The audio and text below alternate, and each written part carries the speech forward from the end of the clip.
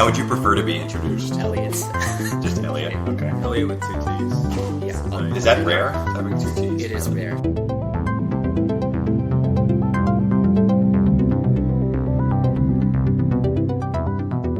Yeah, I created an email alias on my first week with 1 T, and it's quite often used. Yeah, that's a catch-all. Okay, that makes sense. Yeah, unfortunately I don't have the Gmail one, but people have sent job offers to the wrong email address. Man, yeah, I wish I had that problem. Well, it's the other direction. So Elliott with 1 T right. has some job offers. Have you connected with that person? I tried to reach out, but I didn't really get a response. There's another Bradfield student, Pooja, who I worked with, and there's someone with her exact name, and I think Pooja found her on LinkedIn, Pooja Reddy, connected with her. They've become friends. They've met up in real life. They even tried recording a podcast together. So I think there's an opportunity. That's cute. Makes sense. Yeah. Okay. Well, Elliott, why don't you take a stab at just introducing the world to you? Who are you? Okay. Yeah. Wait, have we started recording? Yeah. I always do that. So all your caveats That's are in pretty there. great. Yeah. And preambles. Excellent. Yeah. Wow. Where do we begin? Well, I'll start. Okay. I'm Charlie. Hi, Charlie. This is Oz. You can say hello. Hi, everyone. This is Oz. Hey, Oz. This is the Escaping Web podcast. Cool. We're here this month, with Elliott with 2 T's. So, Elliott, just if you could just tell us a little bit about yourself. Awesome. Which is a horrible question, I know, but It's all right. Yeah. I am somebody who really likes intellectual challenges, but has spent my entire career recognizing that being drawn in by intellectual challenges isn't the way to go in the industry. You have to be so practical, and you have to be so pragmatically minded, and that's been a constant balancing act for me. You think that's the theme of your life, of your career? Has it always been a problem for you, or an issue? Oh yeah, I mean, if I had my ideal life, I would live in an ivory tower, or I would live in some very calm place in the middle of the desert somewhere, and spend all my time reading textbooks and solving fun problems that have no practical application. Yeah. But that is not my life right now. Got it. It's kind of impressive that many people like you, I would say like me as well, but I mean tons of software engineers like this who are drawn to it because of that problem-solving aspect, and do actually legitimately get a decent chunk of that, or at the very least, they're imminently employable as a consequence of that. Definitely. Like people who will, I had a friend who learned to code when he was 22 or something, just because he got hooked on Project Euler problems, and a year or two later is this super high-flying derivatives trader, just on the back of being able to code like that. But to go from Project Euler problems to being well paid. There aren't very many hobbies where you're I just love pottery, or I just love horse riding or something, where it turns into a legitimate well paid career. Cool. Well, we can talk about Project Euler in a bit. I'm such a big fan of that. But in terms of the hobby turning into a high paying career, I would say that yes, while that is the case, it is it's in the uncanny valley, because it gives you just enough for you to be yeah, I'm getting some of this. And it is very in demand right now. But at the same time, it's... Oh, go ahead. I'm just hung up. Is it really Project Euler? I think I've been saying Euler. You wouldn't be the first person to say Oh, it's confirmed. It's confirmed Euler. Euler is the way to go if you want to troll everyone. Perfect. So I've been inadvertently doing that? Great. Yeah. Is that why no one's respecting me when I bring this up? As long as you do it with a self-aware sense of... Okay. Yeah. Also, make sure that when you're talking about computing the greatest common denominator, it's the Euclidean algorithm. Good God. So Elliott, I think this realization is cool. I'm curious, as a kid, were you just as into intellectual pursuits and not doing your math homework because you were digging into something obscure about least common denominators or something like that? Wow. Yeah. I think as a kid, I was more all over the place. Yeah, so I feel let's see. I'm just going to go back and talk about all the different pieces that kind of fit into my programming upbringing. Yeah. So my mom actually studied computer science in university back in Shanghai. And so as a kid growing up, I would see like she left a copy of the first edition K&R C programming language book. And I remember flipping through that as a 10-year-old and be like, what in the world is this? But this looks so cool. And I also remember playing around with there was a game written in QBasic where there was these gorillas that were like throwing these bananas, and you had to like set the trajectory. I don't know. I was around all that sort of stuff. What kind of computer did you have at home? Windows 3.1. Nice. Yeah. I remember that one. I even had a crappy laptop that you could add some emulator on top that would simulate Windows 95, but it still was running on 3.1. Okay. Wow. It was great. That sounds like a bad time. Yeah. No, Windows 3.1 was still in the vintage of cooperative multitasking operating systems. So it wasn't preemptive. So like if you had a program with a bug in it, it would just take down the entire system because it wouldn't yield control back to the operating system. Which is fascinating, and stop me if you're not interested in this aspect of operating systems. But it's fascinating because we had really good operating systems before that. And then we had this massive regression to get to like consumer desktop operating systems, like all the Mac OSs up to Mac OS 10. Like all of this kind of regressed toy-like operating system, including cooperative multitasking again until Mac OS 9. But yeah, Okay. 3.1. One, I have a couple observations about this. One, I feel like time began for Microsoft. There was sort of like when Bill Gates sort of started the company, and then for me it jumps all the way to Windows 3.1. And I've gone back in the Wikipedia thing, and like I'm shocked that there was Windows 1 or 2. Like it felt like no one really saw those things. Did you either of you use Windows 1 or 2? I've not heard of Windows 1 or 2. It's DOS 3.1 95. Yeah. That was the progression. I remember using MS-DOS. Right, for sure. but did you use Windows 1 or 2? I did not, no. Okay, so they like 3.1, they really came in with a bang. It's just one weird observation I have. The second is, Oz, can you explain, I've always sort of wondered this, like, even on Windows 3.1, even on Windows 95, it felt like DOS was still the underlying system, and you had to like, at least I remember like typing in WIN to like go into Windows. Oh yeah, I don't What remember was that the about? like window management aspect of like how that fit into the... Okay. Do you know that? I remember typing in WIN also, Right. but not much beyond that. Okay, cool. Thank you for this digression. Yeah, I mean, depending on how you think about it, the GUI is just this like add-on to the rest of the operating system. It's just like this event loop that takes mouse events and shows you windows or whatever. Okay. Nice. All right. Well, we're going. I thought maybe you were going to say like you guys had a Commodore 64 or something in the house. Not that old school. Okay. But I did have my first Linux distro was Slackware Linux, so that's where I'll pick up my street cred. Thank you very much. Okay, good. Okay, cool. So let's go. Your mom's leaving around hints. Was she leaving these around for you to like pick up for bedside reading, or you? At this point, I have no idea what my parents' intentions were. Yeah. I'm just not going to try to play that mind game. But the end result is I ended up just being pretty interested in that sort of stuff growing up. Okay. Just like, yes, computers. Were you in high school programming like at that point? Yeah. Yeah. So in high school, I would say the majority of my high school programming was in a language called TI-83 Basic. So we had graphing calculators in many of our classes. And I would not pay attention in class and just spend all my time coding up little things that would like help me do my homework, or like little fun apps. But yeah, I remember the calculators had like a whole suite of games and stuff. I think there was one called like Drug Wars that you could play, where you were just like simulating like being a local dealer or something, and a lot of kids in my high school were playing that instead of graphing things.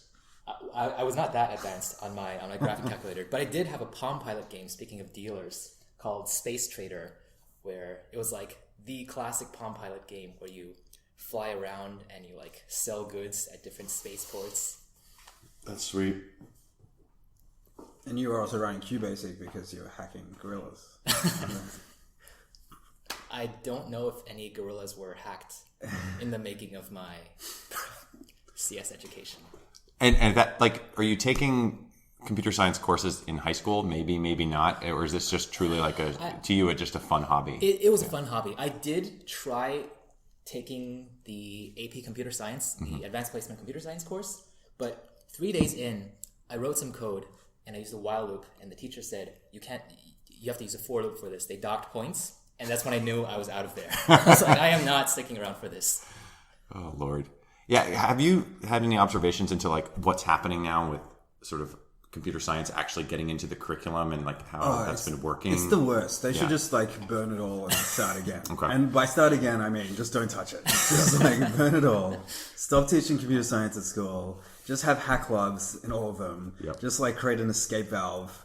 Give everyone a like TI graphing calculator or something, and just like let the kids do what they're going to do, which is make games and websites, and just like don't try and teach them, please. That would be amazing. The entire subject, you just have this opportunity to just be weird and build stuff and have fun. Yeah, even the teacher should like leave the room or something. Just like remove all the sharp objects, lock the door, and just let them make something. It just seems like such a disaster. I mean, it seems counterintuitive because a lot of people think that I'd be a proponent of mandatory computer science education in schools, but I think as soon as you make something non-voluntary, you just destroy it. And that's what we did with mathematics. Sure, more people are numerate now than before we made it compulsory, but for every one person who knows what a logarithm is, there are 99 who hate mathematics and who can't see themselves using it ever. So I feel like we've destroyed that by making it. What would that sort of freeform exploration look like for math? Like I can get it with like hacking and like computer science and building something fun, but like describe the equivalent for mathematics to make math fun. Like is it measuring? Them puzzles, give them like fun problems. I think it's maybe a little bit harder with mathematics because you can't just be like, hey, have a look at shapes and see if you can come up with Euclidean algebra. Although this, like, apparently, apocryphally, Gauss did this, like, as a kid. He was locked in his room and didn't have access to books or something, and it just, like, rederived Euclidean geometry. I'm just going to call it that for now. So, like, because there has been so much mathematics, and because we would like kids to not have to spend their entire lives trying to figure out calculus, giving them like some scaffolding objectives, some support, but making it mostly led by the kid, like embracing the curiosity. Yeah. David Pengley is a really good teacher of mathematics, and at the tertiary level at universities. And one of the things that he does is he will pick an interesting thing that happened in the history of mathematics and make a course entirely about that. So, for instance, he's got one course, maybe we can put it in the show notes, where the entire course is based around a series of letters that a woman, Sophie Germain, wrote to, I think, like Fermat or Pascal or someone. And she wrote them secretly, like with a pen name, because if people found out she was a woman, they wouldn't take her seriously. And then she like made some progress on Fermat's last theorem, and there's like a mystery of whether it was solved or something. So it's a really fun like mystery. Yeah. And you're reading the original source, like the translated French letters, and the course is basically learning number theory well enough to understand the letters and like make progress along the way. So that kind of thing, I think, is a fun way to balance the like totally freeform constructionist, like let's just put people in a room and let them reinvent see what happens. Yeah. Versus like let's take everything as a foregone conclusion, teach it axiomatically, watch me at a blackboard prove one theorem after another. Just the worst possible way to teach. That one other thing, maybe you tweeted this the other day, but I don't know if you saw it, Elliott. Someone was posting their AP computer science textbooks, table of contents. What did it say? Yeah. It was something like Chapter 1. Yeah, Chapter 1, like binary encodings of data or something. Chapter 2, using Photoshop. Just like something that was actually foundational in computer science, and then using Photoshop. Oh, goodness. I guess that is practical, but yeah. Yikes. Yeah, so I think about that because for me, going through high school, Yeah. I played a lot of computer games, and there actually was a computer science class. I didn't take it. I remember going into the class because that's where the computers were and playing slime ball as people next to me were like making a calculator. And in my brain, I never connected like, oh, I could make slime ball that I'm playing instead of playing slime ball, because all the projects were like, it didn't really interest me to do some of those. So from your perspective, like, did you start to see this as like a burgeoning career, or is it still just like, I'm a kid, I like to draw, I like to code, blah, blah? Actually, I didn't see it as a career for a long time. And actually, I didn't. Basically, my entire childhood, I was telling myself, yeah, computers are a tool. I don't want to go into computers for the sake of computers. They're really cool. I want to like use them to accomplish other things, but I don't want to be a dev just to be a dev. That was kind of my mindset the whole time. And yeah, actually, my first, I did a lot of web design as like getting side money as a kid, but I never did any sort of programming or like anything like that in a professional setting. It was always for fun. It was always just like intellectual stimulation, or like, oh hey, let's see if I can make a Tron game or something. Yeah. And did that change in college? Did you go to university to study computer science? What did you? Yeah, so I did not go to university to study computer science. I was all over the place in university. Basically, I had no idea what I wanted to do. I took some classes in the math department, the physics department, some in the computer science department also, but it was only like things that I was like, oh, I'm interested in cryptography, so I'm going to take that one. I took classes in product design, mechanical engineering, bioengineering. Basically, I was all over the place. I had no idea what I was doing. I was not on track to graduate. You need to pick a major and like... I was going to say, this sounds like super ideal for someone's university experience, but like clearly they're not built for that sort of exploratory meandering. I think you can get some, but you can't go all in on exploring. Yeah. But yeah, so I did take a few pretty fun computer science classes in college, but I wasn't sort of going there with, I'm going to study computer science in mind. I definitely wasn't going there with, I'm going to be an engineer after I graduate in mind. Mm-hmm. Did you have something in mind to be after you graduated? Yeah, I was like, oh, maybe I'll be some flavor of scientist, or maybe I'll be some flavor of designer / artist, but I basically had no idea. Yeah, I didn't really think about it either, which was nice. I had a plan that I was going to be a lawyer because my uncle was a lawyer, and I really thought there were only like 3 professions, that you were either like a lawyer, a doctor, or you owned a franchise restaurant or something. Like I just didn't connect the dots. And even college, I had a bunch of meandering. I took one computer science class in college, but I was taking a lot of history, took music theory, and I liked that at university I didn't really have to focus on the career versus like a lot of people who are like, if you have to make a decision about being a doctor when you're like 17 years old or 18 years old, and then you're just there on that track. And I feel it's nice to be able to have a little bit of exploration. Definitely. That's not how I operate at all. I wonder if I had committed to that, if my 30-year-old self would be like, oh, thanks, I'm set now. Or I'd be like, why did you waste 10 years of my life? And jury's out on that one. Yeah. Okay, so I feel like we're waiting for like a big reveal. Like what happened next? What happened next? Yeah, basically I was pretty burnt out with the whole university experience. There was no end goal. I had stopped being really excited about all the courses, or basically the whole way that undergrad was structured. But it turns out that because I had been solving Project Euler my whole life, for like basically since I was 16, I really enjoyed doing that for fun. It turns out that set me up really well for technical interviews. And so it turned out that at the time where I was really unsure what I wanted to do, a bunch of my classmates at the time just said, oh, I'll refer you to the company that I'm doing an internship with. Maybe you can give this a shot and see how it goes. And because of that background, I don't know. I still think, to your point earlier, I still think it's both ridiculous and tremendously lucky that this hobby actually has practical applications to the extent that it does. So, were you exclusively doing Project Euler problems, or were you doing other problems too? I I had done other programming in other contexts, either for course or for fun, but the majority of my programming was probably Project Euler. Like, there's a finite number of these problems, I'm assuming. Yeah, at the time there were like 300 or 400. They've been publishing more. Okay, finite enough that it seems like you could theoretically do them all. Yeah. I think there's 1,000 or something. Okay, that's fine.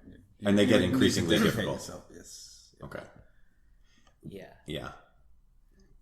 That's awesome. Thanks. Yeah, the week before my interview at Palantir, my literal preparation was to say, all right, I'm not going to do anything else. I'm just going to lock myself in my room and solve a bunch of these Project Euler problems. And then that was all the preparation that I did.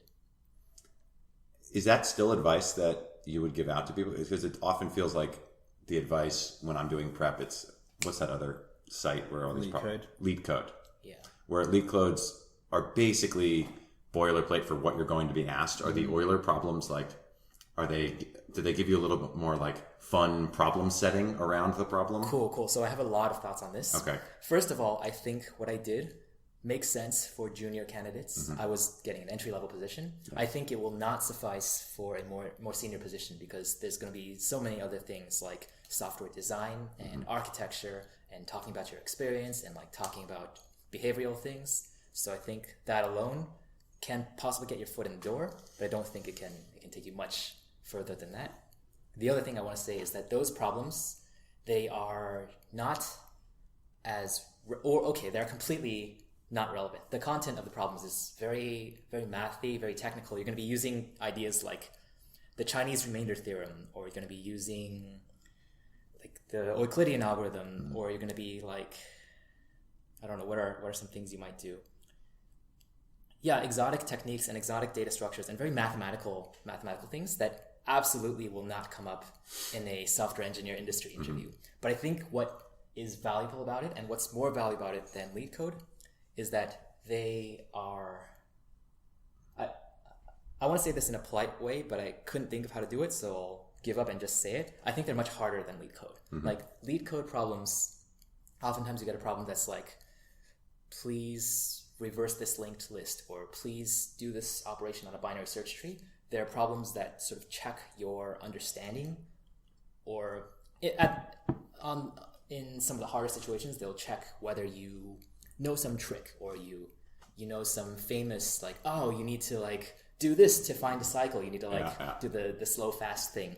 But for Project Euler, I think it's just it's one of those things where you just have to like sit with it for hours or days. And I think the level of problem solving that it trains you to do and the sense in which it trains you not to give up, I think that's the most value I got from it. Wow. Yeah, this is the teaching you how to think, teaching you how to problem solve. Who's your problem solve guru that you love? The small book? Polya. This is Polya's method in practice, or that you kind of self-discovered. You kind of have to self-discover Polya, I think, if you are going to make it through something like that, because otherwise, like, it's just too hard. And like, problem solving really is about persisting in the face of things being too hard. Like, otherwise it's pattern matching, right? So if you're getting like deep into, you know, maybe the first 50 to 100 Project Euler problems you can find and just solve almost through brute force. But once you get a little bit deeper, you realize you actually have to think about this. Either you give up and we never hear about you again, or you find some way to push through, and you're effectively rediscovering a lot of the things that George Polya is encouraging you to do. Yeah, and I like the way it's structured because the easier problems give you tips or insights that will help you solve the harder problems. It's like you need to use pieces of what you used before, and it'll help you solve the later ones. I like how it's very self-contained, so you don't need to like go take a course or read an algorithms book. You solve easy problems, and then the easy problems give you a leg up in solving the harder problems, and it snowballs from there. I actually think that's a really good way to structure a course. Just only give them problems, start with very easy ones, and then build up from there. Well, now that's reminding me of the Silicon Zeros thing, where you're blindly building logic gates or things out of, and then slowly over time building like the adder and the mux and all this other stuff, and at the end you're like, oh my god, I've made a monster computer here. Yeah, I mean, on level 2 or 3 out of 5, you built a fully working CPU. How could there be more levels after this? Yeah. And then you like implement pipelining, you implement parallelism, and you don't even realize it. It's not saying this is pipelining. You just need to rediscover it in order to... it's just amazing. For sure. And that's how I learned dynamic programming, actually, because there were so many of the problems that required that style of thinking that when I actually encountered dynamic programming in a formal sense, I was like, wait, what's like similar to how you might say, oh, I just did this. Why are you making a big fuss about pipelining? Mm-hmm. I was like, oh, why are you making a big fuss about dynamic programming? It's just this thing. Mm-hmm. So I think teaching it that way just makes it so natural. I could go on about this. I feel like all teaching should be based on the problems and not on the answers. So like, can you dig in on that? So,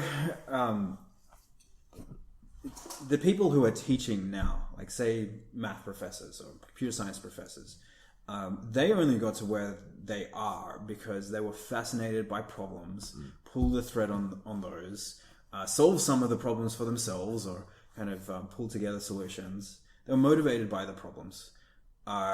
Calculus was discovered because multiple people, were motivated by the problems that required calculus to solve them. All of mathematics is like this. And yet it's those people end up teaching in a way where now they have the answers. They think that the students want the answers. But in fact, the students need a similar kind of journey to them because otherwise it's unmotivated. Like it's out of context. This is, when I was saying, like, if you're teaching mathematics by presenting an axiom and proving it and then presenting the next axiom and proving mathematics isn't actually done that way. That's that's the artifact of having done mathematics. So it feels like you either have to intrinsically be attracted to problems or be tricked into being puzzled by them. Yeah, I mean, like Silicon Zeros is a game. Obviously, someone Nicholas went into a lot of effort to design it so that it would be fun and you would be like in this kind of loop. Yeah. I think Project Euler, maybe there's a little bit of design, a little bit of luck in the kind of feedback loop that you get. But I think if you're putting together a course or you're like trying to set someone else up to learn, the worst thing that you can do is to teach in the conventional way of here are all the things that we know in order from like most foundational to most advanced or something. And in my opinion, the worst is when they give you a result, they give you a proof, and the proof comes out of nowhere. It's like this crazy trick. It's like you would never have thought of that if you were trying to discover it. But people seem to take pride in that sort of like elegant trick that comes out of nowhere. Yeah. Whereas I think what students really need is seeing the messy reality and like being like, okay, first you try the obvious thing of doing this. Oh, that didn't work. But then you try this and then you do this. Oh, cool. Look, we got to the result. So in some cases, you can't really like imagine a driving course in San Francisco where they're like, let's figure out from first principles how to park uphill on a hill. And then we cut the emergency brake or whatever. And like obviously the answer is like you have to kind of turn the wheel to go into the thing. But if a student had to figure that out, it could get really messy. Sure, but if you could do that in a VR simulator or something, I would love that as a way to learn to drive. Yeah, it's true because every time I get out of the car, I still have to like peer my head over and look to see what the other person ahead of me is doing. Do you think that do you envision a world where people are like the VR is like taking over education in some way and like we might be heading in that sort of direction? And I'm thinking of like that scene in Star Trek 2009 where Spock is like they're on planet Vulcan and everyone's answering those questions and it looks kind of awesome but also terrifying. I don't want to make a declaration about the technology involved, but I will say that my ideal end result is where students, kids, they're free to make mistakes. They're free to like explore without having, for example, parents or teachers so scared that they're going to hurt themselves or they're going to break something. I think having that freedom, being empowered to be like, what does this button do? I think that's so important. Like I see a lot of people who are scared to type a command or who are scared to like press a button, and as a result they don't do the sort of exploration that I think you need in order to learn these topics in a deep way. I feel like when you're first learning the command line or the terminal, it's so foreign to your like the normal UI that you have, and you're like, I'm clearly going to ruin something. And there are a few commands that could ruin things, but most of the time, I feel like you have to be constantly reassuring people it's fine, you're going to be okay, you're allowed to explore. And I wonder where that Like where that hesitation comes from? Is it just because it's so foreign, or it just looks complicated? That could be it. It could also just be the way people are raised, where I think parents might discourage kids from exploring too much or like trying too much. Might be from there. I'm not a parent though, so I can't say too much about this. I don't know if you have thoughts on what the ideal balance is between exploration and safety. Are you planning to release your future or your current child into the woods and have them be like fend for themselves? Like, how do you like set up guidance and guide poles and still allow like weird exploration? Yeah, so I'm personally definitely of the view that kids learn. Kids learn irrespective of there being teachers around. That the like natural inclination of the kid is to be curious, explore the world, and learn things. So, and I think this is the sustainable way to learn. So I would love to put my daughter in situations where she is able to drive her learning, enjoy her learning, and learn that way. I don't think that's what a typical school looks like, unfortunately, so that's going to be some work, but that's what I want to do. The question is, like, if she wants to weld something at the age of 4, and like, how encouraging should I be of that? And I'd like to think that I would be encouraging. Mm-hmm. There's a video we'll put in the show notes of it's called A Little School in Denmark, and it's one of these like kids that are out in the woods doing whatever they want kind of schools. And I mean, at the beginning, it seems pretty tame. The way they teach the kids to read is they wait until the kid picks up a book and like brings it to one of the, they don't call them teachers, but whatever, the adults. Like only when the kid expresses a curiosity in reading do they present reading. So this is the kind of tame thing that they do. But a couple more minutes into the video, you see a bunch that like go on a multi-day camp, like 8-year-olds or something on a multi-day camp in the woods. They have these like big hunting knives or something. It's become Lord of the Flies. Yeah, and then legitimately like welding, like someone with a kid with a blowtorch. That's so amazing. Who's doing metalwork. So you're like, some people do this without fear that they're going to, destroy children's fingers or whatever. And I just thought of a word when you were saying like focusing on problems versus solutions. The word that like outcomes. I feel like I hear a lot about outcomes. God. Is solutions the same as outcomes in this context? Oh, I mean, I think outcomes is an equally bad kind of thing to fixate on. I think definitely for kids, obviously I teach adults. And I teach adults, like I'm up at the front of the classroom and so on. I don't just put adults in a room with computers and whatever.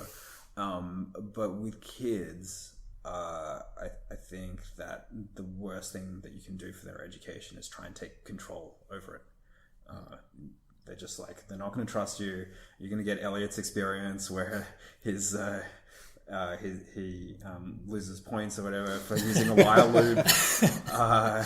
You're just immediately going to lose faith. You're going to become disenfranchised and not want to do it anymore. Where if you just like backed off and let them learn, they would have learned. So for the folk listening in at home, my daughter at the moment is 7 months old. She's almost walking, and it has been amazing to see her learn all the skills along the way. You don't just like start walking.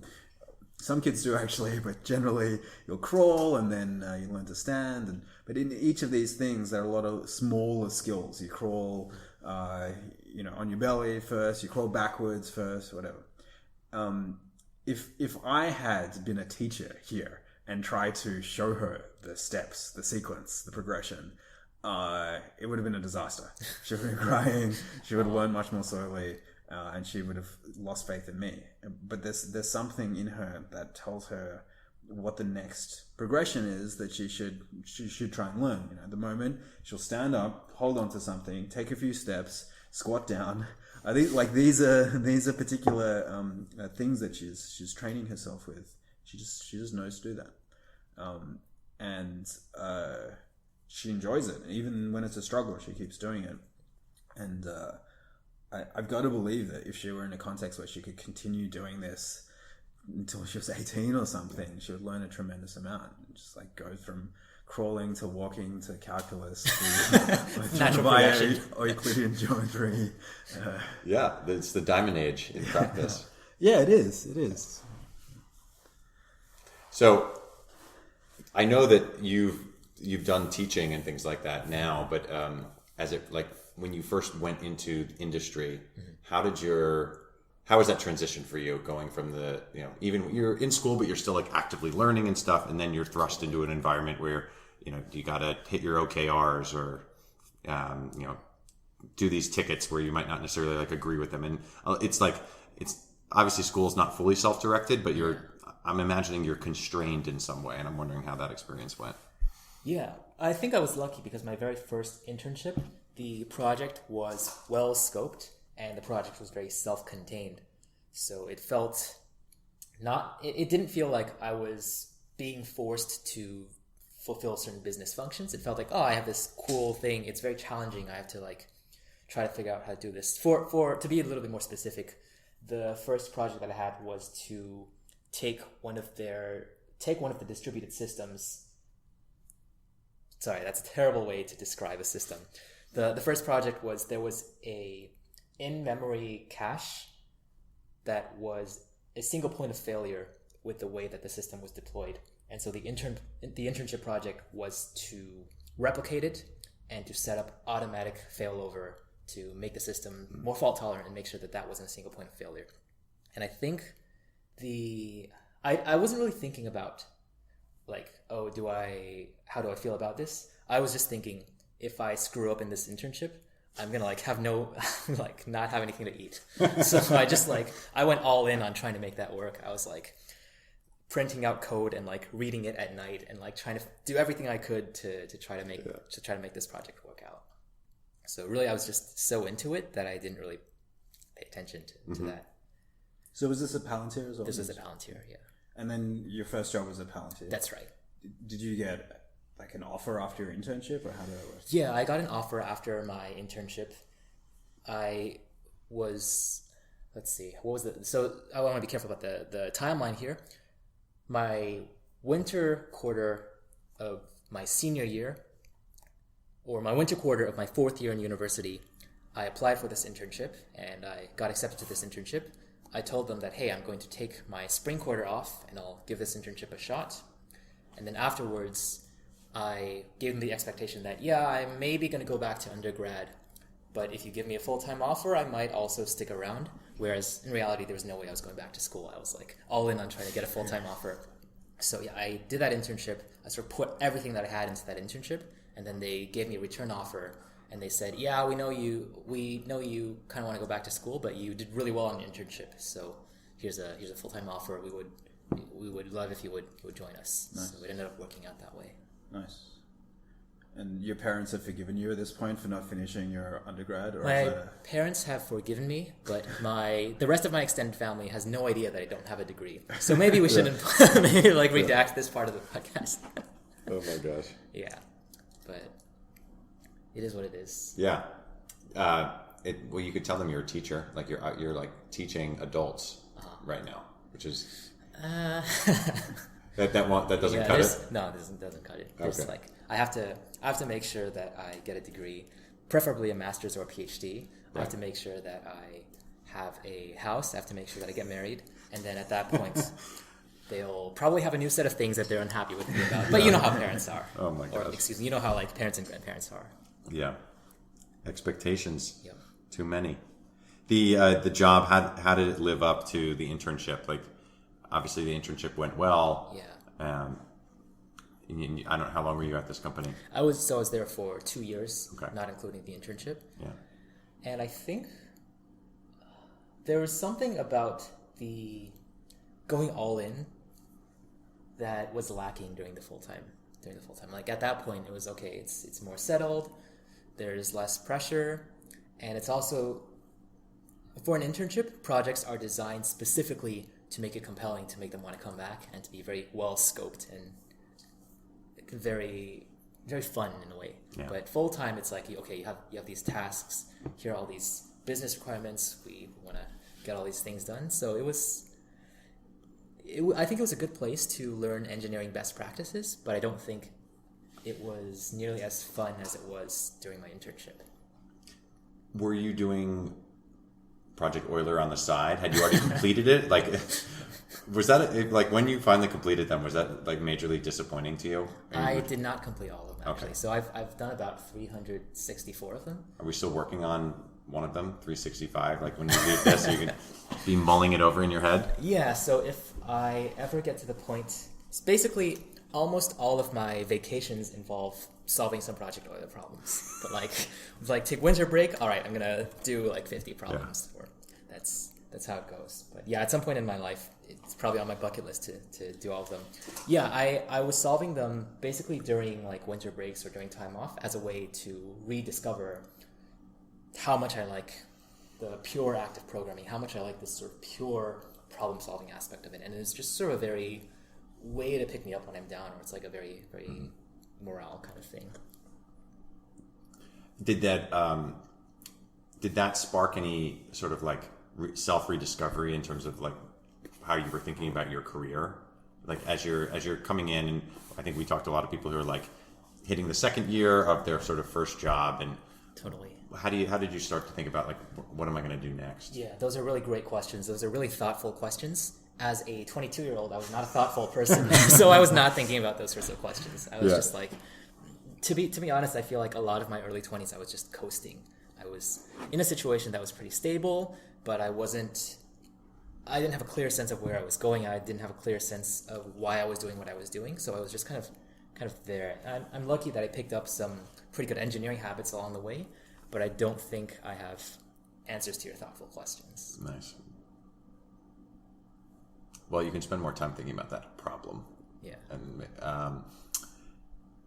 I guess how did you then, like, you were there 2 years, how did you bounce into the next role? Were you just looking for a new challenge? Were you looking for a different type of engineering role?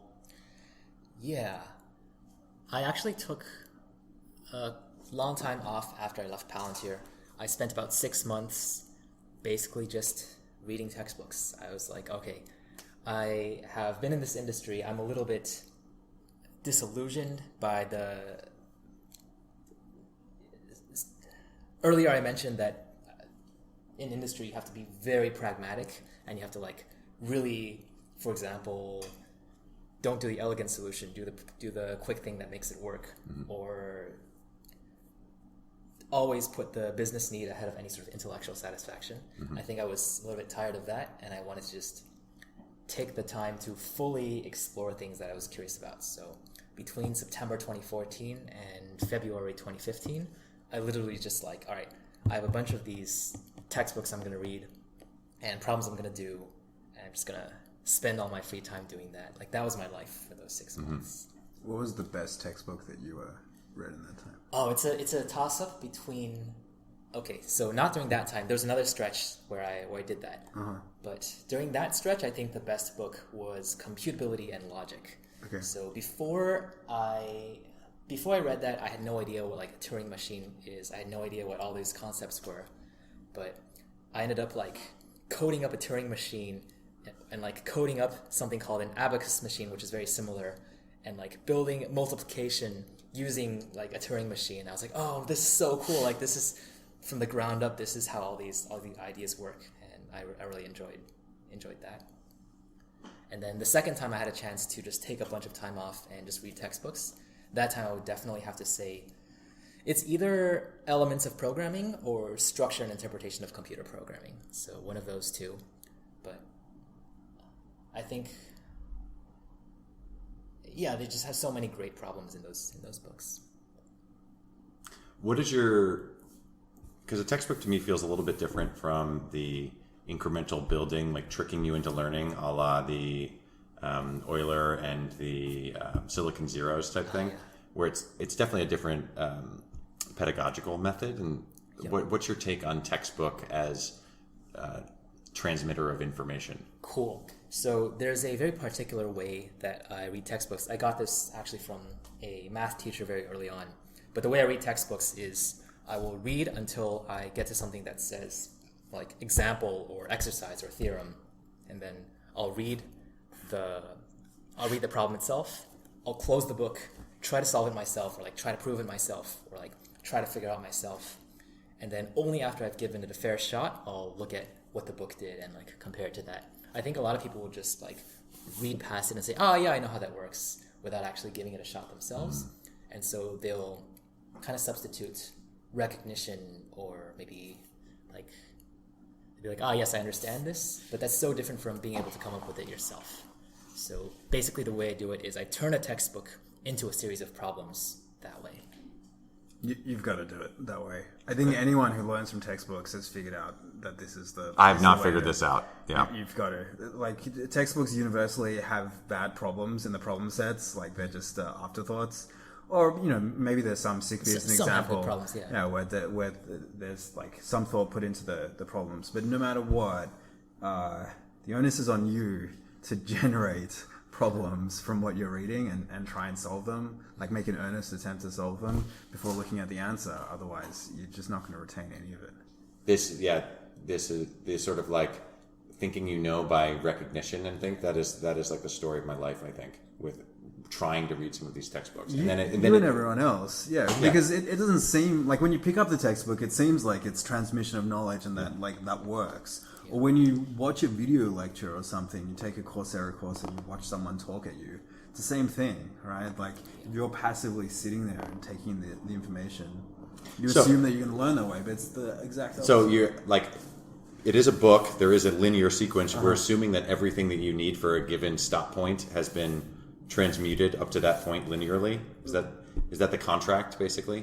Well, sometimes they're prerequisites, right? They might say, we expect that you have basic knowledge of like programming or probability or something. But in general, I would say you can usually count on them to build up what they need before you get to the point. But oftentimes I find myself having to backtrack several times to realize, I actually didn't understand this thing 2 chapters before. Cool. Maybe you have to backtrack to an earlier topic. Maybe you're going to backtrack. I don't know if they go back far. I don't know if they go back far enough, Oz. Michael Nielsen talks about reading papers this way, where it was a revelation for him when, and it seems like he'd been reading papers for a long time before this, but at one point he realized the paper is really an invitation to prove all of the things that the paper proves yourself from scratch without looking at the paper, and only using the paper for assistance, because obviously you don't want to take as long as the original authors. But for every step in the math paper, like figuring out yourself, it's just a series of puzzles. Yeah. I wish that were the case for biology papers, though. I feel like don't have access to a lab, can't like replicate all the author's experiments. Yeah, that's the sad thing as well about certain textbooks. It's much harder to generate problems about economics, let's say, where you have a kind of a way to test those. Interesting. Seems straightforward. All you have to do is design a massively successful online game, get everybody on it, and then start running experiments in the in-game economy. Are you referring to a thing that actually happened, or no? Yeah, like different MMOs, like EVE Online will hire an economist to manage their in-game economy. Okay. Or to make sure like the price of certain goods doesn't crash or things like that. That'd be a really cool job, by the way. If I wasn't an engineer, maybe in my next lifetime I'll try to go for that one. It doesn't sound like it's beyond your grasp. There's still time. I'm reminded of a bit of our earlier discussion. I just read the Claude Shannon biography. Maybe you had recommended it. It was great. And I watched the film too. The film was funny because for a while I thought, this is actually the video of Claude Shannon, and no, they had like a paid actor kind of recreating some of his famous interviews. But it was, both were fantastic, and he had this sort of patron or mentor, Vannevar Bush, and this was he was the differential analyzer machine, like a big analog computer, and he picked Shannon to come in and help make it like easily reprogrammable. That's when Shannon wrote, I think his first big paper at age 22 about Boolean logic and circuits. The master's thesis. And then he did such a good job there. Bush was kind of thinking, can I take this knowledge, this person, and apply it to an entirely different field and see if they can come up with first-class knowledge right away? So he then sends him off to Long Island, and he's working for the U.S. like genetics office. And it is true. Like basically, he works there for a year as a full-time geneticist, and Shannon admits like I didn't know any of these terms before coming in, and within a year he was able to come up with a pretty good paper that ended up never getting published. And I think some of the things that he thought he had discovered had been discovered by other people, but he just didn't have enough time to read all of the like references and things like that. So if I can play that to you, I think if you take another 6-month hiatus. World of Warcraft economist feels very doable. Oh, thank you. Yeah. The thing that really struck me in that book was how playful the guy was. I mean, so much of the stories are about him just like spending months making. What was the device called whose only purpose was to the ultimate machine. The ultimate machine. Yeah. So Google it if you're listening to this. Or unicycling and juggling and whatever else. What was it? The Theseus, the mouse? Have you read this book? I have not. It's awesome. Yeah. It should be in the library here. Yes. Yeah. There's a copy here. Yeah. Yes, all of Shannon's work was about play and curiosity and exploring that and seeing what happened. And that's how we playfully applied Boolean algebra, which no one cared about at the time, which Shannon was only exposed to because he just happened to take a philosophy class to circuits. Like sitting there, his job was to manage to work on the differential analyzer, and no one else there considered applying something like that to this device. It was a big leap. Yeah.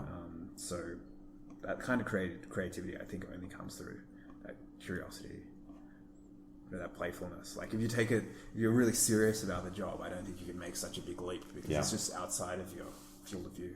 It's nice to have an employer like Bell Labs that allows you to ride down the hallway with a unicycle, juggling bowling pins. But yeah, I guess if you write a couple of good papers, then you get a pass. Then you can. I mean, at that. I think by the time he arrived at Bell Labs, he'd already come up with information theory, right? So. No, that was at Bell Labs. Oh, was it Bell Labs? Okay. Yeah, but it was early in Bell Labs, and after that, everyone was sort of expecting him because he had come up with some theories about some equation for transmitting things, which didn't get really solved until the 80s. Yeah. And everyone's kind of like waiting for him to work on that next. He's like, no, I'm good. Have you seen my mechanical mouse? Yeah, like that whole Bell Labs experiment is awesome. Yeah, I mean, the experiment is being rerun many times over. There are many companies in the Bay Area that are trying to be the next Bell Labs. What I hear about Google Brain is that many people are treating it like that, and, including the leadership. And that means that if you have something interesting to work on, a mechanical mouse or something, you can probably justify working on it. Yeah. So, it's not too late for you either, Charlie. Okay. Now that I know how to read a textbook properly. Okay, so Elliott, what else? Where does that sort of take us in your path right now? In my career path. In your career path. Yeah. So after several of these, like, all right, I'm going to read textbooks. I have no idea what I want to do. At that point, I want to make it all glamorous and stuff, but realistically, I ran out of money. And I was like, all right, time to go back into software engineering. So I ended up joining Dropbox at the time. So I joined the search team at Dropbox, where we were basically working on building a search engine from scratch to index all of the Dropbox document data so that users could find it using full text search. Mm-hmm. So I was there for 2 years as well. Okay. And were you there through the IPO, or was this post or pre? I got there a little bit before the IPO. Okay. Cool. Yeah, I mean, the transformation of that company is like pretty incredible, from like simple utility into like now it's like a full-on Microsoft Office competitor. Yeah. What's a high-level takeaway from like going through? Like, I've never worked at a company that's gone through an IPO. What was that like? Did that affect you at all? Like, hopefully, I guess the answer is it didn't affect us. We were still working on our search engine, et cetera. It was fine. But like, what was your personal experience there? Yeah, to be honest, first of all, I didn't get there that much earlier than the IPO. Yeah. So it wasn't like I saw the company grow from 10 to thousands. It was already it was already pretty big by the time I got there. but it didn't actually affect me personally that much. There was this massive party the day of the IPO where like everybody got up at 6 to like go to the office and like. Oh, because that's when the bell rings or whatever. Exactly, ring the bell and like do all that stuff. But I actually slept in that day. I didn't even go home. And for me, it was just business as usual. I think at the time, I didn't realize what a big deal it was for a company's IPO. I was like, oh, okay, I guess this is happening. Yeah. But in retrospect, I guess it's something special. But I don't know. I don't tend to make a big deal about stuff like that. Maybe I should. Yeah, I think I am someone who just I'm ready to wear the full branded T-shirt of whatever place I join like very quickly. I'm like a very fast fan. Oh, okay. Yeah, which is probably who knows if that's the best quality of mine, but it seems like companies would love that. They do. Yeah, it's really annoying that way. Yeah. So a couple of years at Dropbox. Do we want any questions about that, or I'm definitely curious about how when you sort of like started teaching on the side and how you're I think applying your own knowledge to like help other people, because I know that you still do teach some of the courses at Bradfield, and so when did that emerge as like a hobby or an interest or something you wanted to do? Yeah, I've been interested in teaching / tutoring / that sort of thing for a really long time. Even in high school, I was like tutoring people in math or tutoring people in various things.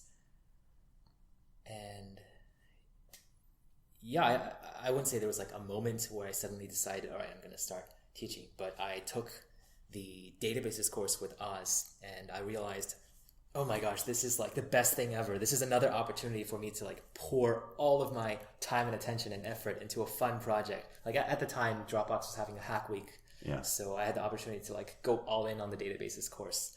And that was one of the most fun, most engaged that I've been in anything for a few years. So I was like, okay, I got to get involved with this. And Oz is super cool. I want to like have an excuse to hang out with Oz more. So that's, I think, how the getting involved with the algorithms course kind of happened. That's why Charlie does the podcast, by the way. Okay. Hanging out with you? Yeah. Okay. Maybe I should reevaluate the decision to start this thing then. No, I really like editing. Thanks, Oz. I would. The other thing is, I thought I was getting better, and then people said the last episode was like one of the worst, most hardest things to hear. Oh, just because we weren't speaking? Yeah.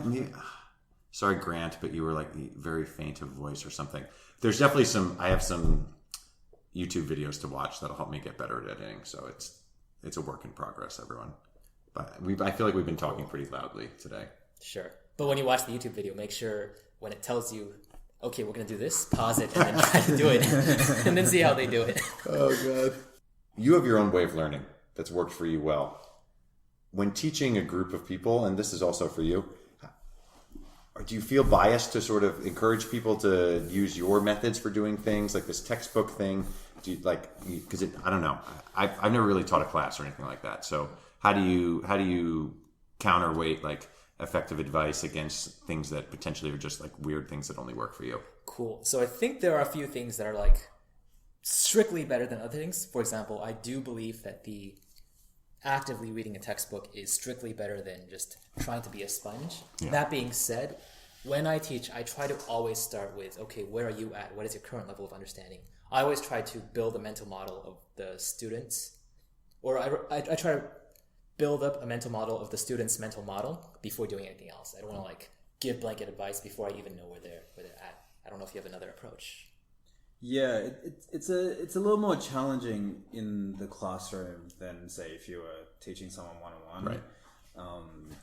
There is a kind of certain expectation of what will be covered, so to speak, like what the scope of the course is, and then everyone's coming from a different kind of background. So I think as a matter of principle, I take the same approach to my students that I do with my own learning, which is to say it's most important that we have guided struggle.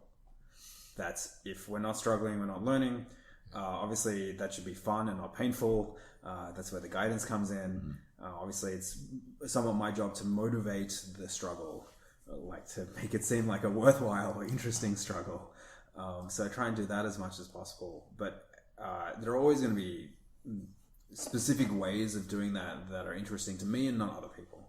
So as an example, we've been talking about Project Euler a lot.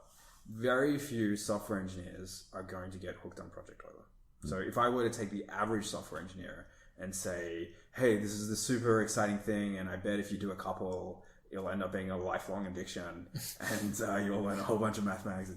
And they'll do a couple, and they won't enjoy it. And now there's this dissonance between their experience and my advice. And I've lost a lot of credibility, or they, even worse, instead of taking it out on me, they take it out on themselves, and they think, oh, am I not a real software engineer, or am I really going to be able to succeed? So that's why I avoid strongly suggesting that kind of thing, other than to say, I did this and found a lot of fun. Sometimes I'll say something like, Silicon Zeros, this is what it is. If you're the kind of person who finds this fun, then you'll find it fun. Yeah. If this kind of thing sounds fun to you, then I suggest that it's probably going to be fun. And that's as much as I can do, and then I'll just try and suggest as many, like a diverse set of these things. Yeah. For some people, it's going to be like, work on this very practical thing that you see as applicable to your day-to-day work. And for some people, it's going to be the total opposite of that. But I do always think it's about the challenge, the struggle, the fun of doing something or making something. At least in software, I can't speak to. Well, it's nice that there's so many random paths that you can go down with, like a lot of free, fun, either games or resources. Yeah. So if you're like generically looking for something, you as a teacher can generically throw a bunch of things in the air, and some people are going to like gravitate towards certain things. Yeah. What about in the classroom when you're observing? Like, how do you? I know that there's some criticism of textbooks or even classrooms having to like teach to the mean. Mm-hmm. And how do you balance a given lecture or something where you can tell that there's a few folks who are super engaged? There's some that may or may not get it, and there's some that are checking their phones or picking their noses. Yeah. I haven't detected any nose picking. Okay, yet. good. You haven't been looking. Perhaps. Yeah, I think, first of all, you can get a pretty good sense from the sorts of questions that people are asking to get a sense of where they're at. I also think that it's very important to check in with the class periodically rather than telling them something, be like, cool, so I'll be like, okay, so what is the definition of this thing? Or like, what is your understanding of this thing? How would you approach this thing?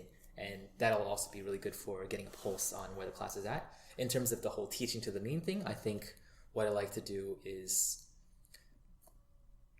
basically there's going to be a lot of breakout sessions because the class is very interactive. So that gives a chance to go to someone who's maybe has already seen the material and give them a challenge problem, or maybe spend a little bit of time with someone who is still trying to get on board with the material. But that first bit about checking in is the same intent as when we were kids and we got pop quizzes, but these are like dreaded, horrible things. And I think maybe because they related to your grade in some way. Yeah.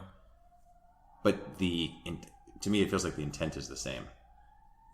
Yeah, I mean, sometimes the intent is to grade, unfortunately. And there's a lot of talk about this in teaching circles. Formative assessment is the term. People don't mind being assessed if it's in a safe environment where it is about. Formative assessment is ungraded assessment. It's like assessment for the purpose of you progressing. I think it's critical. You do need feedback. Sometimes we get feedback in different ways, but you do need to there needs to be a loop there. You're not just struggling without seeing whether it's working or not. But yeah, different classes are going to be harder or easier to do this in. Algorithms, which Elliott teaches, is I think a pretty good. The way we have it set up is good for this kind of thing, where students split up into pairs, they work on problems, and it's fairly straightforward to see how different pairs are progressing and turn the knob. Once you've taught the course a few times, turn the knob to make it easier or harder for people. So actually kind of what George Polya suggests. You're really struggling at this point. Let's pick an easier problem to solve. Let's find an angle on this where your challenge is not to solve the problem. Your challenge is to figure out this piece of it. And then for people who have nailed it, then after a while you've got a bank of more challenging variants of the problem, or entirely different problems on the same theme that you can give them. That reminds me of a Shannon thing too in the book, where someone, again with Bell Labs, there was so much interplay of people coming in and out, and someone comes into his room, completely different department, math or physics or who knows what, and he's got this problem he's struggling with. And I guess he wasn't math because Shannon was in the math department, but he comes in and someone had suggested he go to Shannon, and Shannon starts whiteboarding it out, outlines the problem, and this is this guy's master work that he stumped on. And Shannon says, well, if you look at this, you don't really need this part, do you? And he's like, yeah, I guess not. Throws this out. And then he looks at it, they go a little deeper, throws this out, throws this out, throws this out. And it's now a very rudimentary small problem. And for a while, the guy was getting flustered. And this is my life's work. And he's kind of pointing out these things. But then they solve this fundamental thing. And once they figure that out, they start layering the stuff back on. And by the end of it, he's figured it all out in some weird way. So it's just pretty cool. That sort of like uncovering of the sub problems. Yeah, I think that's one of the things that I struggle with in teaching. Computer science is a weird way of describing it, because at this point it's about teaching people about computer systems, because there can be this big hairy problem, and my way of helping the student with that may be to focus them on a narrow piece of it, which I think is going to unlock the whole thing. But I struggle to describe how I get to the process of focusing on that small piece of it. Like, how do you choose which piece to focus on? How do you choose which piece? Yeah, because you're presented with something. The code's not compiling. There are all these like error messages. There are 20 of them, and the instinct is to like start Googling them in order or something, or what, like based on what looks like the most severe. But then it turns out that the core problem is not really reflected in the error messages. And so there are kind of some intuitive leaps that you need to make to have a hypothesis that's reasonable about that. So I don't really know how to like convey. On a similar note, I think something I'm struggling with is, how do you figure out which approach might make sense for a problem? Like, how do you look at a problem and realize, oh, this is actually secretly a X problem, or like secretly a graph problem, secretly a dynamic programming problem. I haven't really figured out how to transmit that, besides saying solve a lot of problems and you'll build up an intuition.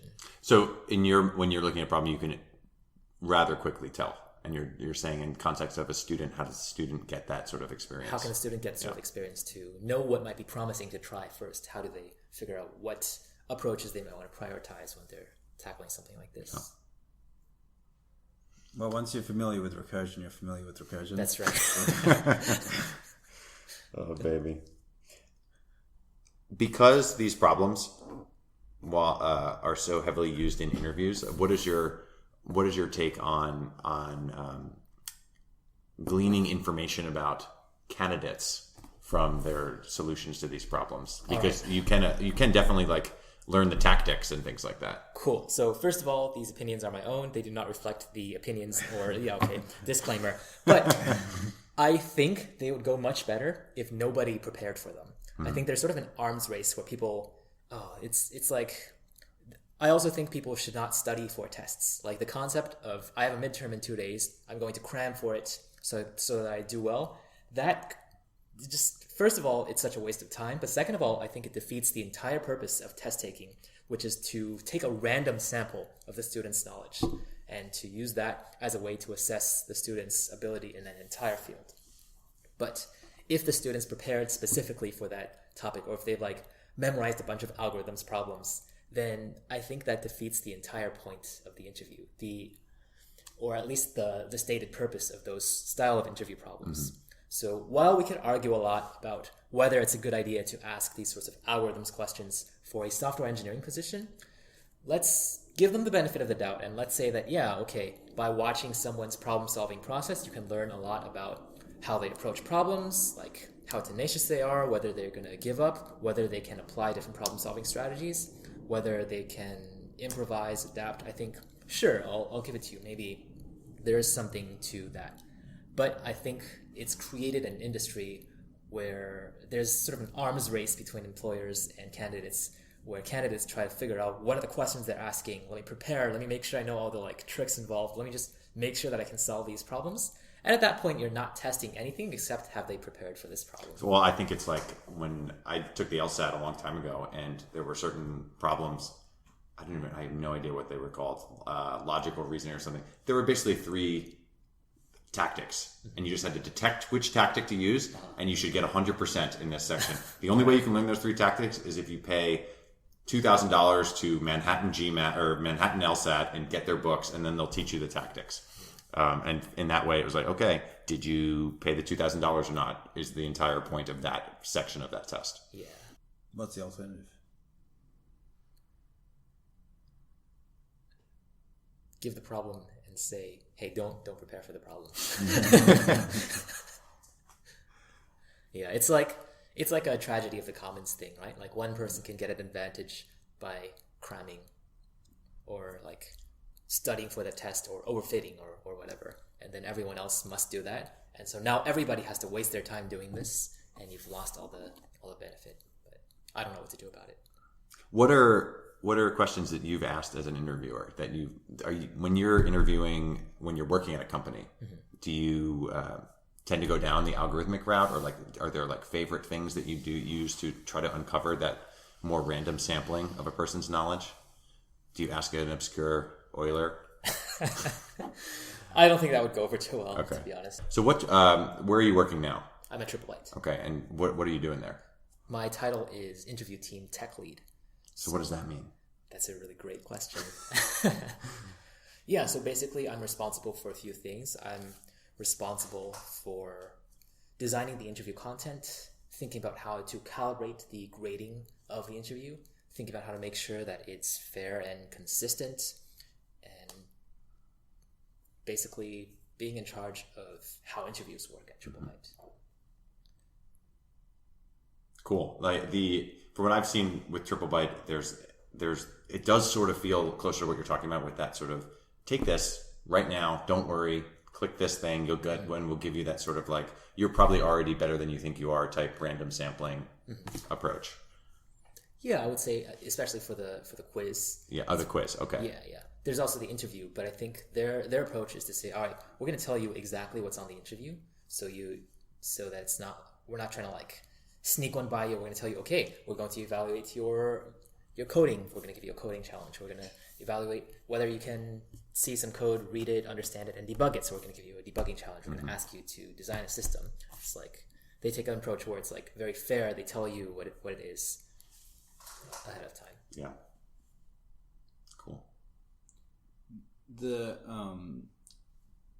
trade-off or the spectrum that I've always seen in these kinds of situations is the more toy-like you make the problems, the more gameable it is, or like you're saying, the more you optimize for diligence in preparation. But the more like practical or contextual you make it, the more challenging it becomes to administer this at scale without bias. And it's really noisy, right? Because a candidate might lose 15 to 20 minutes just because there's some random build issue or some issue with their environment. And so you don't want that to affect their outcome. And so I feel like that end of the spectrum has always worked well for me at small companies. I've only worked at small companies, so it works out. Sure. As small as in max a few hundred engineers. Because you still can create scenarios like this and have people do real work and assess them and do it in a way where you're generally free of bias. But if I imagine a company like Google doing this, where the questions are pretty open-ended, it's very easy for someone to decide that your approach to this open-ended problem is better or worse than someone else's, then it's going to be a disaster. So what are you doing outside of work right now? Where are you spending your free time? What are you thinking about? Project Euler problem. Yeah, other than number 365. Actually, funny enough, I reset my account and I decided to, or I didn't reset I created a new account, decided to start over from scratch because I looked at some of the problems that I solved like 7-8 years ago. I'm like, oh my god, how in the world did I solve that one? So I feel like I have to go back to square one and like build up all that knowledge again. Okay. So that's where I'm at. I don't know. I'm just generally trying to get various parts of my life together. Yeah. Like, I feel like I lived my early 20s being very clueless about how things work and just like coasting along. These days, I'm just trying to like focus on things like eating better, doing more fitness, dressing better, trying to understand how like finances work, just all the things that make one a functioning member of A society. functioning adult, yeah. Exactly. Well, let me know when you figure those out too. Thank you. I'll do But my I wanted best. to ask: is this? This looks like. My initial reaction of who's on your shirt was the enemy. I'm so bad, I can't remember this. Liquid Snake from Metal Gear Solid is who it reminds me of. Okay. Who's on your Nice. shirt? I don't know if this is a named character. Oh, okay. Basically, I just really like the 80s retro aesthetic. Yeah, it's So, pretty awesome. yeah. I think there's a big synthwave following at Bradfield. There is, yeah. There's a synthwave Slack channel. I think What it's does the that most mean? Active. I don't really know. Yeah. It's like Yeah. Oh, retro electronic Yeah. revival music. That's of some right. sort.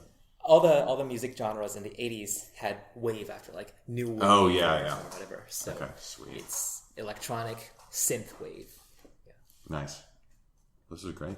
Yeah, this is fun. Elliott, where, if people want to follow you on Twitter, are you on anything like that? Or are you off the grid? I'm pretty off the grid right Nice. Okay. What's your Project Euler username? Yeah, someone's going to look at Cool. your new one and it's like, this guy hasn't solved one problem. now. Cool, but generally I think if people want to find me on the internet, my alias is Robot Dreams, robot-dreams. Okay. So that's my GitHub. That might be the only one. Oh, I also have a Medium, but Okay. yeah. So yeah, you can star some of your repos to show Cool. some love. All right. Awesome. What's your favorite repo of yours that you want people to focus on? Of my repos? Yeah. You don't have to answer that. That's a fake question. Okay, all right.